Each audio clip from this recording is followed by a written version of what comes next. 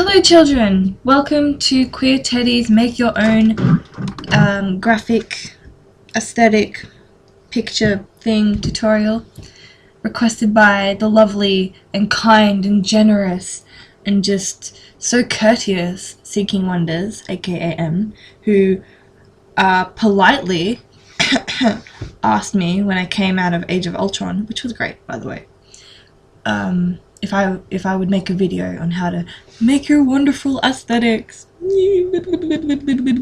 Wasn't very nice, M, okay? Maybe say please next time. Jeez. But I have an anonymous ask in my inbox from like 3 weeks ago asking me to do one of these, so I figured I'd get around to it. So basically we have this wonderful feature program called PowerPoint. You might know it from your childhood. It's pretty great. We have this blessed 1050 pictures that I have collected over my time on Tumblr. Well, not over my entire time, but over the time I started doing these. And I have this wonderful video shit because Am's annoying me. We are going to do Peter Pettigrew because he doesn't get enough love in this world. And no, he doesn't deserve it, but regardless, he should get a bit of love. I mean, jeez. Right. Now, PowerPoint has this lovely feature that allows you to align things to the same size as the image I have just cropped, which is pretty useful, if I do say so myself. And the trick is to just align everything to the same image every time, because then it's all the same size. And we don't want that. And yeah, so dotted lines come in handy. Don't do math, kids. Follow the dotted lines. Right. And basically, when it comes down to these edits that I make that people tend to like, which is quite flattering, I must say, considering I use PowerPoint, it's 10% programs and like 90% just the right images, if you know what I mean. Like, it's just about your own creative flair, I guess, and what you choose to do with that flair, and how you think pictures will look good together, because that's all it is. It's just a bunch of pictures smushed together, and you're like, and people are like, wow, that reminds me of this character that I know, and you're like, yes, well done you, it was my purpose, and you have successfully deducted the meaning behind these pictures. You get a gold star.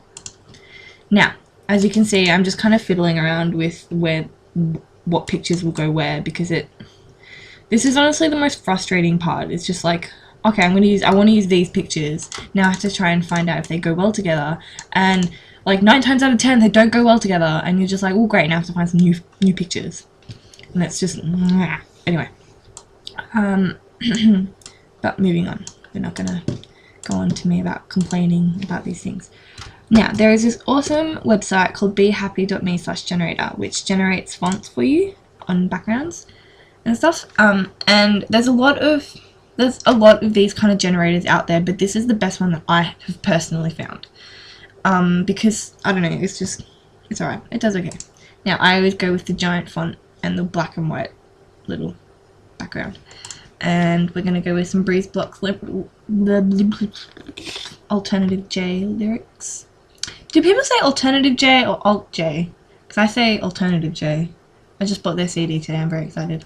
Anyway, what lyrics was I gonna use? Oh my god.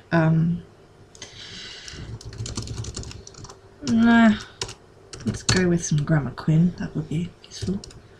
Please don't go, please don't go. I love you so, I love you so.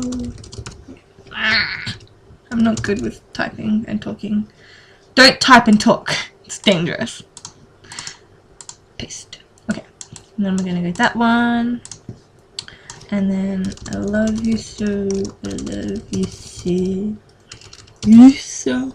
Fuck. Alright. Please excuse my bad language. I swear a lot. Okay. Now, we're gonna just line these up so that it's legible. And then we're just gonna crop it Honestly, this whole process is just find pictures, copy, paste, crop, align, repeat. That's all it is. I mean, honestly, there's nothing to it. I don't know why you need me to show you how to do it, because you just look at the pictures and you go, hey, I understand the theory of that and I'm going to find my own way of doing it myself. But no, Quinn has to make a video to show the little children how to make these. Which sounds really condescending, but I totally get it. I mean, when I first started doing these, I was so daunted. I was like, oh my god, these people are so great and I'm just so rubbish. But I got around to it, I think. Now, this is the important part that I think is relevant. These two features up here, they changed the brightness, contrast, and color of the images, which essentially, while the images look fine as they are, it basically just kind of molds them all together. So I typically take off a bit of saturation and then go up with the temperature. Oh, actually no, I might go down. No, I'm going up with the temperature today.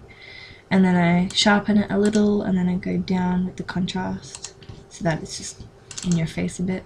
But depending on the edit, depending on the aesthetic and who it is, the character, the images and all that, I choose different contrasts and what have you. This one I won't change much because it's pink. I mean, I don't need it much warmer than it is. Actually no, I take that back. It does need to be. Okay. And you'll notice, like, you'll get the hang of, with this, it's kind of the most, you'll get the hang of this one. It takes the most amount of time. And ta-da, you have a little picture to go with the character, and then you highlight it all and you save as picture and you type Peter Pettigrew, because that's who it is, and you're done. Yay! Okay, this is 7 minutes long, I'm really sorry, and it's just me babbling, but you're welcome. Bye.